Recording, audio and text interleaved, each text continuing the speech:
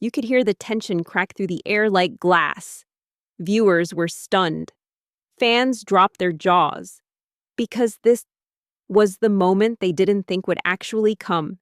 The moment when Mykelti and Tony, two of the calmest voices in the Brown family, finally broke their silence.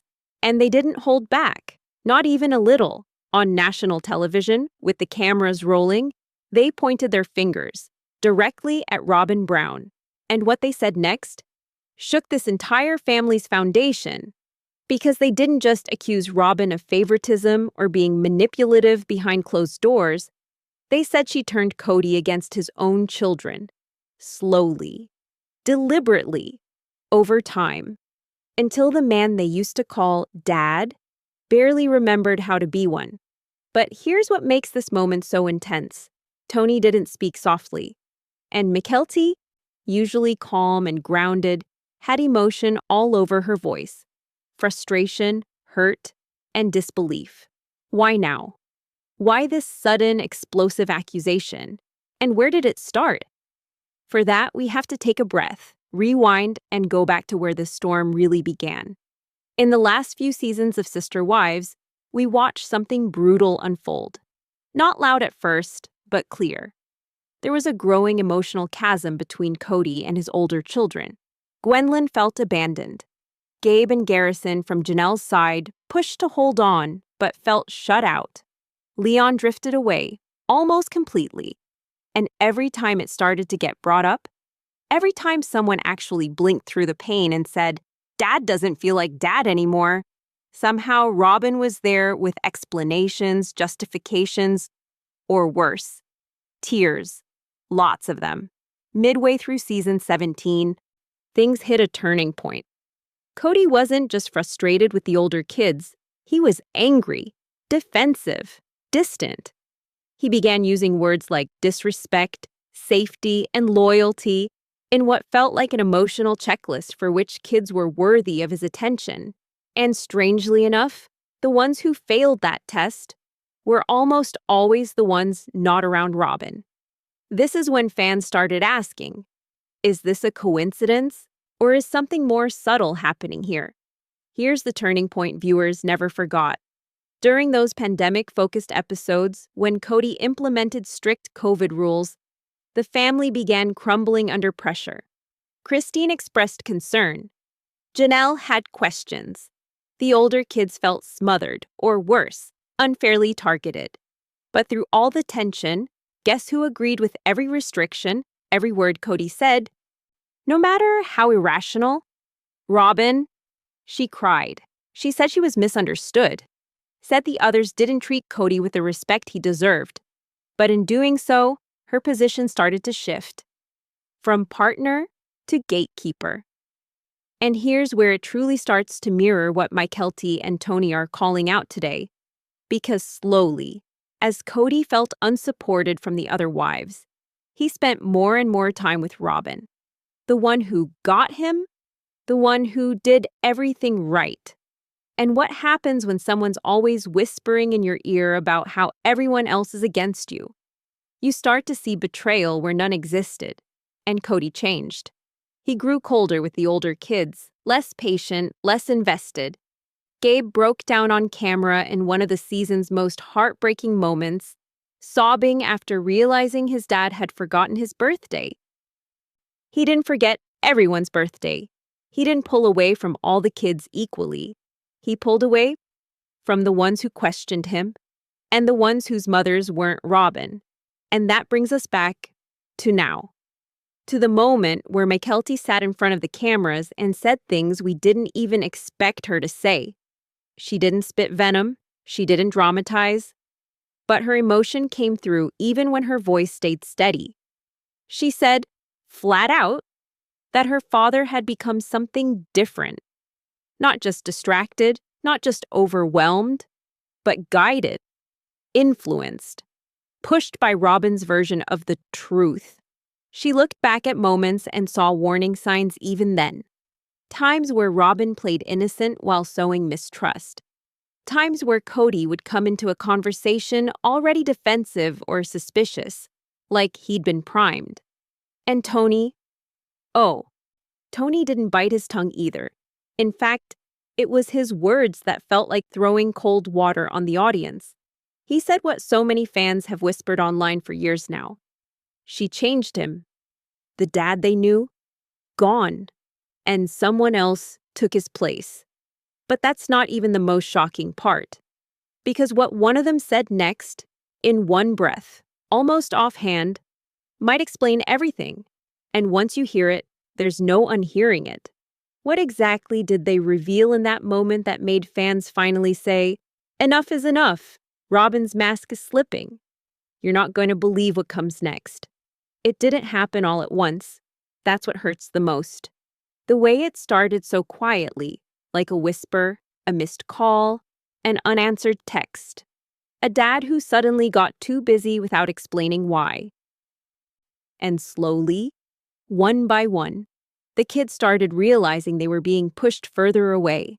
Not by accident, but by choices.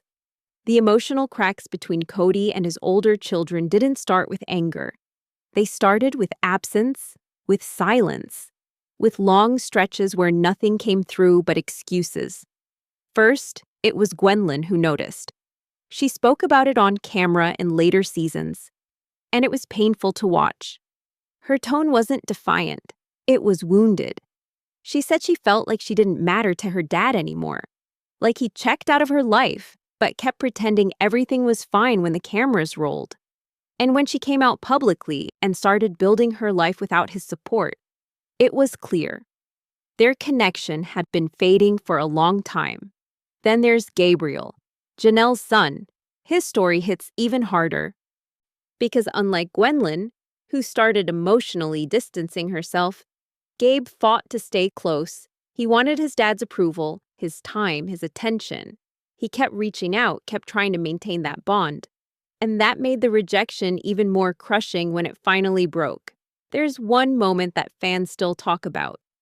A scene where Gabriel is crying silently, speaking about how Kody forgot his birthday during the pandemic year. He tries to keep it together, but the pain leaks through. You can see it in his eyes. That moment, that footage, it hit everyone. And it exposed something Kody couldn't spin or explain away. He had emotionally disconnected from his own son. Whether it was COVID, control power struggles, or Robyn's quiet influence behind closed doors, something had cut the line between father and son. The silence wasn't neutral. It screamed, "You don't matter." And Gabe wasn't the only one. Garrison had his own struggles with Kody during those same strained seasons, where once there was joking and casual affection, there was now distance, rising tension, and then total silence. Kody's focus had narrowed, and the kids outside Robyn's household started to notice the pattern. They weren't all treated equally. It wasn't even close. But here's the part that digs the knife in deeper. Because Mykelti, as Christine's daughter, had a front row seat to this shift. She watched the man who used to smile at family picnics grow tired of everyone outside his chosen bubble. She didn't say much then, but she saw it. She watched her siblings absorb this rejection in different ways, some with anger, some with silence, some with a sort of hollow acceptance. And all the while, Robyn stayed close. Her children were still in Kody's orbit, still receiving his affection, his time, his rules, but also his love. And that led to the question everyone, including the kids, began to ask in quiet corners, what changed? Because Kody wasn't unavailable as a father. He was just selectively present. That's the part no one could say out loud at first. That the man who always said he wanted unity, who claimed to be the glue of the family, had allowed himself to disconnect from almost half of his children. Actively. Out of anger, out of pride, or because someone in his life was slowly feeding him a version of events where he was the victim, and everyone else just didn't respect him enough. This wasn't about rebellion. It wasn't about disobedience. These were kids who looked up to their dad, who once felt safe, seen, and loved. And now, They were being shut out, not because of who they were, but because of who their moms weren't. Each quiet phone, each missed visit, each birthday forgotten. The bond wasn't breaking, it was being cut. And when Mykelti finally spoke about that shift, she didn't have to raise her voice. The pain in her eyes said everything, knowing the weight her siblings were carrying while everyone kept dancing around the real issue. She knew it then. We all did. This wasn't about COVID. It wasn't about disagreements. It was about how power, love, and influence inside this family had been slowly rerouted through one gate. And once that started, there was no turning back. But what Mykelti reveals next, about why she stayed silent for so long, changes everything we thought we knew about how deep this fracture really runs. There's a moment in Sister Wives that keeps playing over and over in people's minds, not because it brought healing, but because it felt so familiar. Robyn Brown sitting there, eyes already wet, voice shaking, hands clasped together like the pain is too much to hold. Her face folds into a soft, trembling cry. And for a moment, just a moment, you almost feel something for her. Almost. But then you remember. This exact scene has played before. The teary breakdown, the choked-up voice, the lines about loyalty, rejection, being misunderstood. Over time, something shifted in the way fans viewed her now famous tears. Once seen as vulnerable, they're now met with raised eyebrows and tension that never quite settles. Because what exactly are we watching? Is this heartbreak? Or is it strategy? This question keeps coming back, and lately it's louder than ever. In the recent seasons, especially during those painful reunion tell-alls and conflicting family sit-downs, Robyn's tears showed up like clockwork. When she talked about Kody being disrespected by the other wives, she cried. When she spoke about just wanting the family to work, she broke down again. And when Kody expressed how he felt betrayed, Robyn matched him, almost word for word, choking back emotions, nodding in a way that always seemed perfectly timed. Now, no one's denying Robyn feels things. You can see the sadness, the tension in her voice. But the part that twists people in knots is how selective those emotions seem to be. Her sorrow never quite reaches the kids Kody cut off. Her guilt never seems aimed at what didn't happen, only at the mess everyone else caused. And slowly, viewers started keeping track, noticing that her crying came most often after being called out, after someone pushed back, right when she needed to control the room. That's where this question stops being passive. It becomes personal. Because the other wives and the children have seen this behavior too. Christine, for one, doesn't forget. She heard those same tears during family arguments, when Robyn said she wanted honesty, but only her version of it. Janelle, she watched Robyn plead unity while clearly operating outside of it. When the pandemic rules were discussed, Robyn claimed she just followed the rules, but what Janelle heard was Robyn standing by Kody, not the family, and yet, every time someone challenged Robyn's position, the tears queued up, and suddenly they were the harsh ones. They were the ones hurting Robyn with their tone or their harsh words. Even the kids began to notice. In some group scenes, especially when conflict bubbled, the cameras caught their eyes. Their awkward glances whenever Robyn started crying again. Gwendlyn even spoke directly to this dynamic, saying the focus was nearly always about protecting Robyn's feelings, not looking at the damage being done to them. It was like Robyn had become the emotional center and everything else simply orbited. Now imagine growing up in that. Imagine being one of Kody's kids, watching your dad shut down your calls, forget your birthday, leave you in emotional uncertainty, and still pour every inch of sympathy into one woman, who always managed to cry right when the accountability hit too close. And to be clear, this isn't a call to diminish raw emotion, but fans began to notice patterns. And when emotion repeats consistently at moments where Robyn's role in division gets questioned, it's natural for people to wonder, is this real pain or emotional deflection? Even Mykelti, carefully choosing her words in that interview, pointed out how Robyn's feelings tend to come first, how her expressions of pain somehow outweigh the actions that led to it. Christine echoed that too in a separate moment, gently but firmly saying, Robyn talks about wanting the family, but it often feels like she only means her side of it. And that's when things snap into focus. Because when Robyn cries about being misunderstood, the question that never gets asked is, misunderstood by whom? If the kids are hurting, and the wives are tired, and the unity she pleads for is completely broken, what do those tears fix? Who are they for? And more importantly, when the tears dry, what changes? Up next, Kody lets something slip that brings this debate roaring back into the center. Something personal, something raw, something that might reveal what or who has been guiding his heart all along. Something in Kody Brown cracked, not suddenly, but deeply.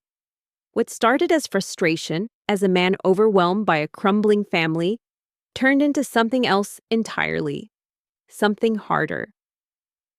These last seasons, you can watch it happen on screen, the transformation. Kody, once the energetic, all-in, overly talkative father of 17, turns cold, sharp, defensive. Right before our eyes, he becomes a man consumed by control. And when control slips from his fingers, when his wives disagree, when his kids push back, his first instinct isn't understanding, it's blame. He says it with fire in his voice, that the others don't respect him, that he's the victim of betrayal, that Christine never loved him and Janelle chose the kids over him, that his sons treated him like garbage, and his daughters were loyal to their moms. And each time the camera cuts to his eyes, you see it. He's not hurt anymore. He's angry. Not the kind of anger that blows over, the kind that simmers and festers. You start hearing words from Kody that no one expected from a man who once promised unity. Words like obedience, punishment, authority. He says he wants mutual respect, but what he demands is total submission. And over time, it becomes clearer where that energy is being directed. Not at Robyn, never her. While his other wives get questioned, challenged, or abandoned for perceived disrespect, Robyn gets compassion, gentle words, assurance. He calls her the only one who's been loyal. He stops hiding the favoritism and starts justifying it. At one point, in a brutally uncomfortable moment, Kody flat out says that Robyn has shown him what a real marriage is supposed to look like, as if the relationships he'd built for decades meant nothing anymore, as if years of sacrifice and shared heartbreak didn't matter. And slowly, painfully, the message trickles down to the children too. Gabe tries to speak his mind, and what does he get in return? Rejection. Garrison speaks honestly, and is met with silence. Even Ysabel, who wanted her father's love during her spine surgery, is left to rely mostly on Christine. Again and again, the kids are left out in the cold. And when they ask why, the answer's written all over Kody's face. You either fall in line or you fall out. That's not family. That's control disguised as principle. And this is where Tony and Mykelti saw the shift up close. Mykelti grew up in the early, hopeful seasons, when chaos existed, but laughter did too. When Kody was loud, goofy, present. But now, she says it herself. Her dad changed. She doesn't say it in bitterness, but with loss. Like she's watching someone disappear in real time. And Tony doesn't sugarcoat it. He told the truth flat out in a recent interview. He said Kody had become unreachable, not just physically, but emotionally. He described trying to talk to him like talking through glass. Kody was hearing something, but it wasn't them. That's what stuck with people the most, because we've all felt that once. The moment someone you love is standing right in front of you, but their loyalty is already someplace else. And every attempt to reconnect doesn't bring them back. It just pushes them further away. Tony even suggested something darker, that Kody had started to rewrite past events, using his own warped feelings to decide what the truth was. He doesn't remember things how they happened, Tony said. He remembers things how he wishes they happened. And Robyn was always there, nodding, confirming, never challenging. So what are we left with? A man surrounded by shrinking walls, defending a kingdom that no longer exists, holding loyalty in one hand and wielding blame in the other. And once that pattern took hold, no one else stood a chance. But what happens when his children stop calling, stop chasing, stop hoping he'll change? What happens when his own daughter, not an ex-wife, not a critic, says, "I don't recognize him anymore"? That moment is coming, and it'll leave nothing untouched. For a long time, Mykelti stayed quiet. Out of all the Brown kids, she was the one most people expected to hold the family line. Calm, measured, well-spoken. She didn't jump into public drama. She didn't post vague digs on social media. And she didn't call out her dad when others did. She stayed respectful. For most of the storms brewing inside the Brown family, Mykelti had remained somewhere in the middle. But that's what made her decision to finally speak up feel like an emotional earthquake. Viewers could see it in her expression before she said a single word. Her voice wasn't sharp. It wasn't angry. But it carried the heavy weight of someone who has held in too much for way too long. And the pain wasn't performative. It was real. Sitting down in front of that camera, she looked calm, controlled. But beneath her steady tone, the room felt ice cold. She wasn't coming from a place of bitterness. She was coming from experience, from disappointment, from watching her family fall apart, one painful blow at a time, and realizing that pretending things were okay wasn't going to fix it anymore. She said something that caught people off guard, something she had never publicly said before. Dad changed after Robyn. He just wasn't our dad anymore.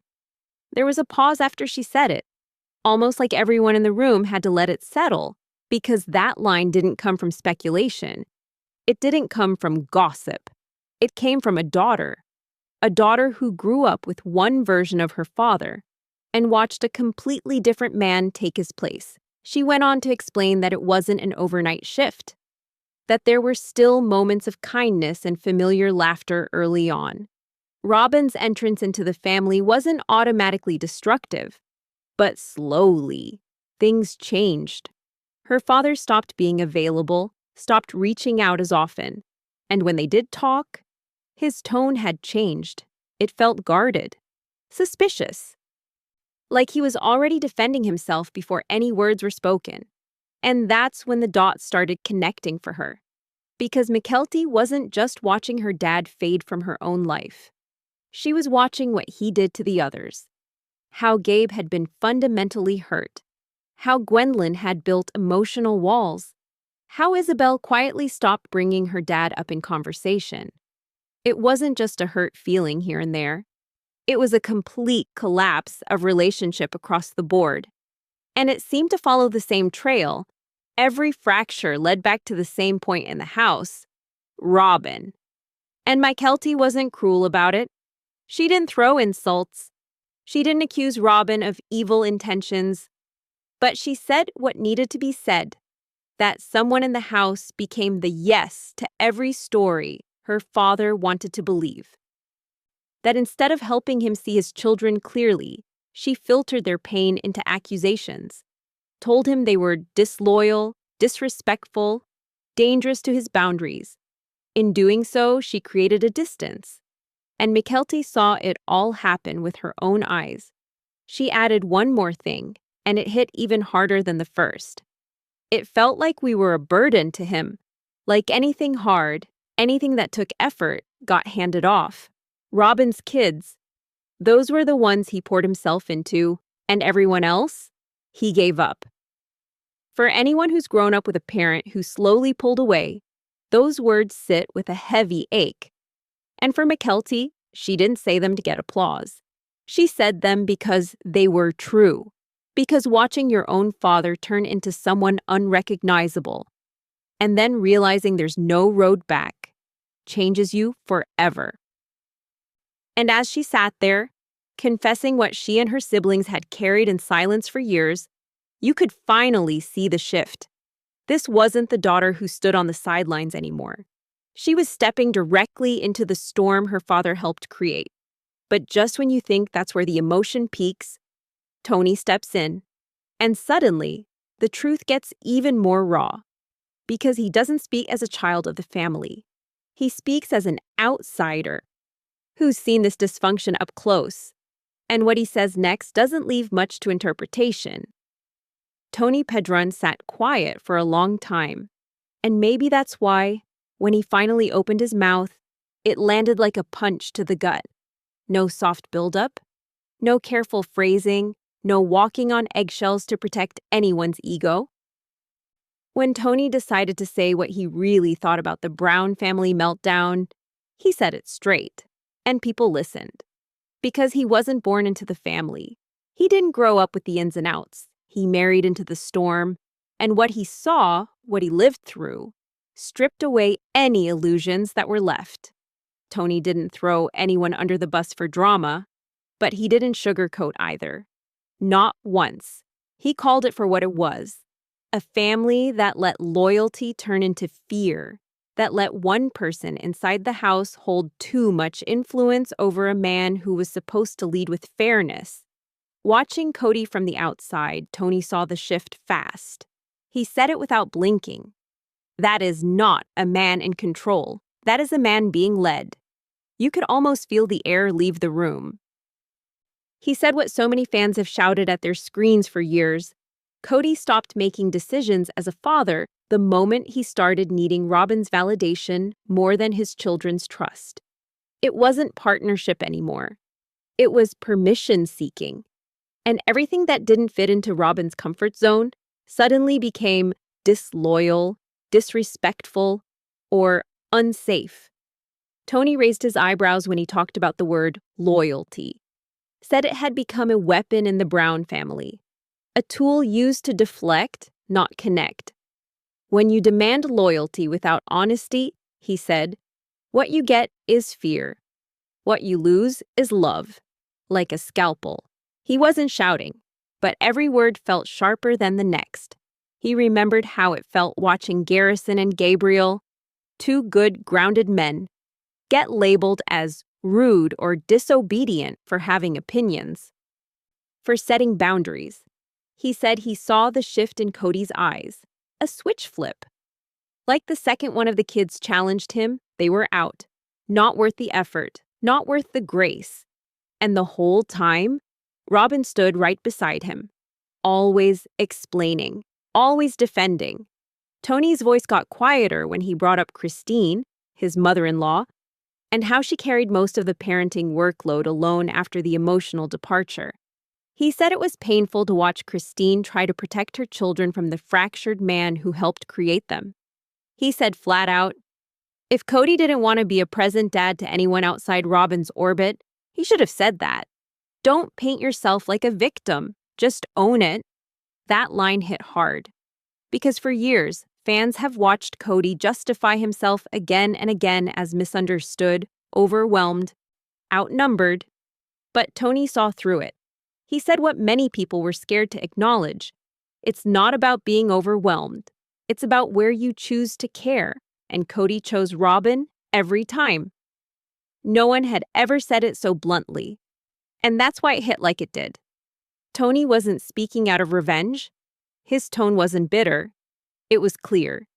He didn't want to destroy anyone, but he wanted the truth to stop being buried under excuses and emotional fog, especially because the people hurting most weren't even in the room anymore. They were the kids, the ones who stopped calling, the ones who still carry it years later. And at the end of it all, Tony paused, shook his head, and said something that still echoes today. Call it what you want, but if you break your own family into pieces and still go home every night saying, they betrayed me, maybe you were never trying to protect them. Maybe you were just trying to control the story. From anyone else, that would have sounded like blame. From Tony, it felt like relief. But what Christine says after hearing Tony's words, that changes the emotional temperature all over again. Because moms see what politics always blinds. They watch the pieces fall even when nobody else is paying attention. And Christine, she saw it coming long before it hit. Christine didn't flinch. She heard every word from Mykelti. She watched Tony speak his mind without hesitation. And while the cameras stayed tight on her face, hoping for something dramatic, what they caught was even more gripping. A mother's controlled pain. Her reaction wasn't loud, and it wasn't bitter. But it carried weight. The kind that only comes from watching your children break open a truth you've quietly shouldered for years. She didn't argue. She didn't redirect. She just nodded. Slow, quiet, deliberate. As if to say, they're not lying. They're not exaggerating. It happened. And they've carried that pain long enough. Christine's strength didn't come from anger. It came from clarity. The exact kind of clarity you gain when you've stood alone long enough to stop expecting someone else to show up. She looked directly into the camera when she spoke. Her tone wasn't cold. It was measured. She said, "I wish I could have protected them from all of it." But at some point, the damage was coming from the inside. She didn't need to say Kody's name. She didn't have to. Everyone watching knew exactly what she meant. This wasn't a mother trying to stoke division. This wasn't gossip. This was grief. She watched her daughter fight to explain how their father slowly became someone they didn't know. She heard Tony say things most husbands would have kept quiet to avoid friction. And instead of asking them to dial it back, Christine stood with them. There's one moment in particular, easily missed, but unforgettable if you catch it. Christine's hands tremble just a little as she presses them together in her lap. She takes a breath. Not dramatic, just deep. And then she says, "My kids deserved better, and they still do." Those 5 words said more than any entire season of drama. Fans who long rooted for Christine, who watched her rise from emotional neglect into independence, saw this moment as closure. Not for herself, but for the fight she couldn't win when she was still trying to make the marriage work. The moment when she finally let go of being a buffer between her children and their father's choices. She had always tried to pave the road, smooth the tension. Kody would come in frustrated, and Christine often met fire with calm, but it never stopped the fire from spreading. And what Mykelti and Tony made painfully clear is how much damage that fire caused in the hearts of her children. Still, Christine never tried to rewrite history. She didn't villainize Robyn, didn't dismiss the complexity, but she did claim her truth. "I begged him to see them, to talk, to try, and I don't know if he ever really heard me, but I know he heard Robyn." It said everything. She wasn't talking about just Robyn's words, she was talking about influence, about emotional allegiance, about the family she used to cook for, care for, homeschool for, being slowly peeled apart while she tried to hold the center. But Christine's strength? It wasn't just in standing up to Kody, it was in letting her children speak out now, without silencing them to keep the peace. So many parents in her position would ask for restraint, tell the younger generation to take the high road. Christine didn't. She watched them. She listened. She allowed their truth to coexist with her own. Because that's what survivors of emotional silence do. They stop editing pain to make others more comfortable. She even admitted that hearing Tony speak with such blunt honesty was unsettling, but necessary. "He sees it from the outside," she said. And sometimes the outside is the only place you can see clearly. One line from her stood out the most. A quiet reflection, barely above a whisper, as the conversation settled. They're angry now, but one day, they're just going to stop feeling anything at all. And I think that scares me more. Christine never raised her voice, but she didn't need to. Because this wasn't just about marriage anymore. This was about motherhood. And watching your kids finally name the thing that none of the adults were brave enough to say for far too long. But outside the family, the world was watching too. And when the fans heard all of this, they didn't stay quiet either. In fact, what came next was the loudest reaction the show had seen in years. The silence didn't last long. Within hours of Mykelti and Tony's comments being aired, the internet lit up like wildfire. Posts, threads, videos, comment sections, all pouring in with a rage that had been simmering for years. But this time, it wasn't just frustration. It was a release, a boiling point. The gloves were off, and Robyn Brown was squarely in the center of everything. Fans who had spent the last decade always feeling like something wasn't right finally felt seen, validated. Like the moment they had waited for, the moment someone in the family stood up and said, "This isn't fair," had finally come. All over Reddit, people called it the turning point. Not for drama's sake, but because they had watched from the start. They had seen the small choices become patterns, the patterns become habits. And now, the truth was being spoken out loud.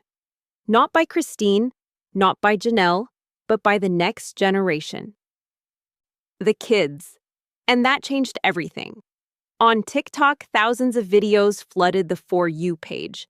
Clips of Robyn crying, intercut with Mykelti's words, overlaid with captions like, "Now it all makes sense," and "The puppet master revealed." Twitter threads broke down scene after scene from older seasons. Fans compared Robyn's loyalty speech in season 16 to Kody's meltdown in the most recent one, connecting dots, pointing fingers, replaying the tears. "You're not crying for the family," one post read. "You're crying because your influence is being challenged." On Instagram, the tone was even sharper. Comments calling out the manipulation, the favoritism, the emotional gatekeeping. Robyn's once sympathetic image as the peacemaker had been shattered. She wasn't being seen as a wounded second wife anymore. She was being seen as the one who quietly benefited while the rest of the family crumbled. And the word people kept using again and again: control. Robyn, the woman who always claimed she just wanted peace, turned out to be the only one standing when the wreckage finished falling. And that left a lot of people wondering, was she really trying to save the family all those years? Or was she preserving a version of it that kept her in power?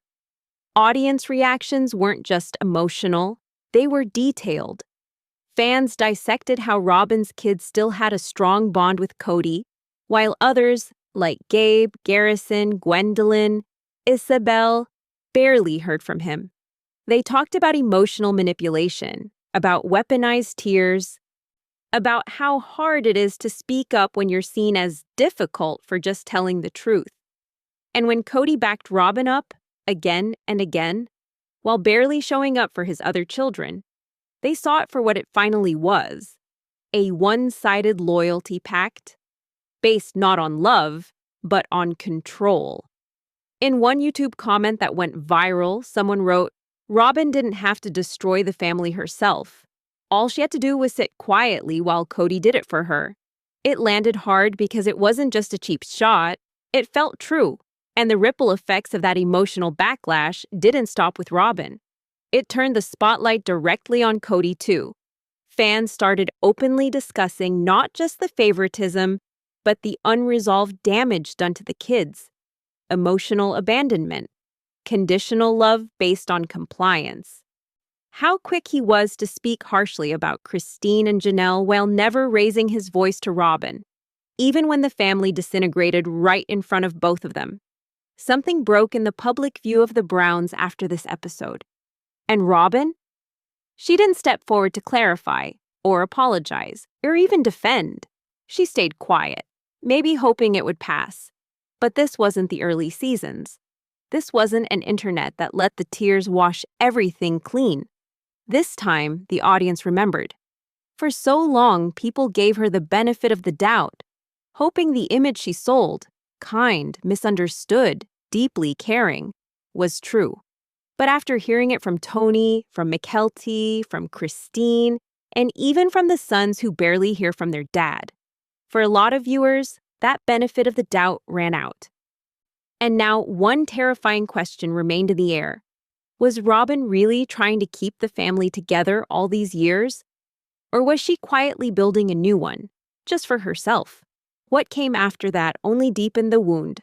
Because inside the family, the fallout had a cost no one could undo. By now, the damage isn't just visible, it's permanent.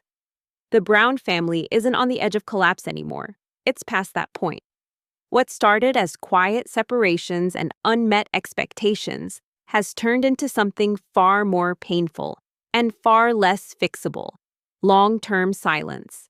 Bonds that used to be the foundation of everything.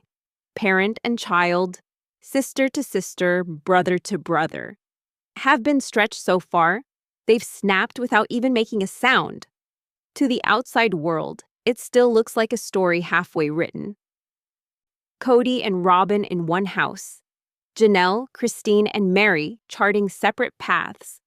The kids scattered across states. But the harsh truth? The emotional bridges between them are burned. And no conversation will bring back what was lost. This isn't just the fallout of a failed marriage. This is the result of decisions made behind soft-spoken moments. Of favoritism disguised as fairness. Of silence when truth was needed. And control when love was required. What we're left with now isn't a blended family working through hurt. It's a fractured group of relatives trying to live around the empty spaces where trust used to be. Why Ysabel still doesn't have the kind of bond with her father she once wished for. The surgery moment wasn't a plot line, it was her reality. She needed him. He chose not to come. And you don't forget something like that. You feel it when you go to college, when you recover, when birthdays pass without a call. That wound doesn't scream anymore. It just stays. Gabriel? He stopped waiting. After breaking down on camera about Kody forgetting his birthday, it was clear something inside of him changed. That moment didn't just expose his father's absence, it named it. And once that pain was spoken, there was no going back to pretending. Gwendlyn has moved further away, physically and emotionally. She continues to speak out, not to stir drama, but because staying silent became more painful than telling the truth. She's built a life that doesn't revolve around her father's role anymore. Because in her eyes, that role has been empty for too long. Even among the wives, or what's left of that term, the connection has frayed past repair. Christine and Janelle still hold a thread of friendship, bonded through shared motherhood and hard-earned independence. But Mary and Robyn, that connection never truly healed. And with every new episode, the emotional distance carves deeper. But here's the hardest pill to swallow. They all know this.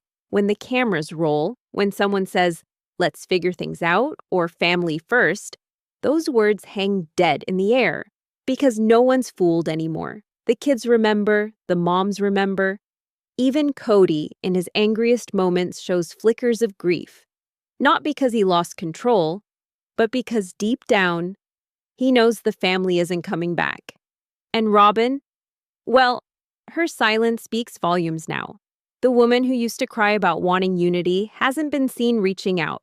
Not publicly, not openly, no apology, no sit down, no attempt to mend things with the adult kids she once called her bonus children. Because maybe that image stopped working. Maybe the emotional toll finally became too obvious, even for her. And this is where the weight of all those years comes into focus. Because when everything looks peaceful in the first act and explodes by the final season, you realize that the destruction didn't come from one fight or one bad year. It came from 1,000 quiet moments of choosing one side over the other, of failing to show up, of staying quiet when it counted. The storm didn't arrive. It was always there, brewing just beneath the surface. Now the kids are grown, the wives have left, and Kody sits in a home with a smaller family still clinging to the idea that everyone else walked away from him. But anyone who's been watching knows. The family didn't walk away, they were left behind. And next, as the dust settles, we're left with the one question no one seems willing to face. What is there left to save? There's always a point where a family stops pretending. No more birthday parties where everyone forces a smile.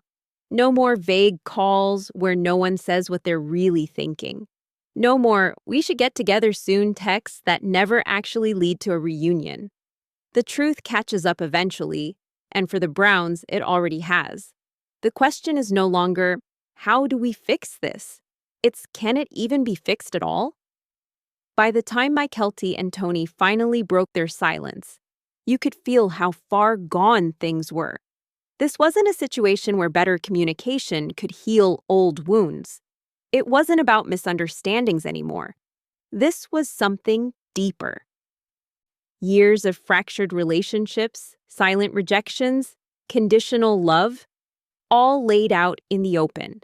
And at the center stood a man who used to speak about unity like it was his purpose, now buried in blame, isolation, and the weight of his own choices. Kody didn't just lose his wives, he lost the role of dad to half his children. Not because they turned their backs overnight, but because they stopped recognizing who he became. And that's a kind of grief without an easy fix. You don't throw a family BBQ and regain trust. You don't hug it out after years of silence and emotional erasure. Christine saw it. So did Janelle. Mary finally admitted there was no spiritual marriage left. And the kids? They've adjusted. Built lives with boundaries Kody never thought they'd be strong enough to create. That's what healing looks like now. Not together, but apart. Robyn sits in what's left of the family house, and maybe she still tells herself she didn't cause the damage, that she just wanted closeness, that she only supported her husband. But support, when it comes at the cost of others, stops being noble. And fans saw that for what it was, long before the show did. And still, there are no villains here. Not really. Just people who are tired of pretending that affection could replace accountability. People who realize that being loyal to someone who no longer sees you doesn't make you stronger. It keeps you stuck. So now, we're left staring at what remains. A father searching for respect while surrounded by silence. A set of wives learning how to breathe again. A new generation of kids wrapping words around the pain they weren't supposed to speak aloud. And Robyn, no longer protected by the illusion of innocence. There's nothing polished about how this ends. No perfect reunion scene. No sweeping apology. No dramatic resolution on a couch with everyone in tears. Because this wasn't scripted conflict. It was real people holding on to relationships that were no longer holding them back. So, what's left to save? Maybe that's not the right question anymore. Maybe the more honest question is, why were so many people afraid to look at the truth for so long? Why did it take Mykelti, quiet and composed, finally calling out the shift in her father for it to truly register?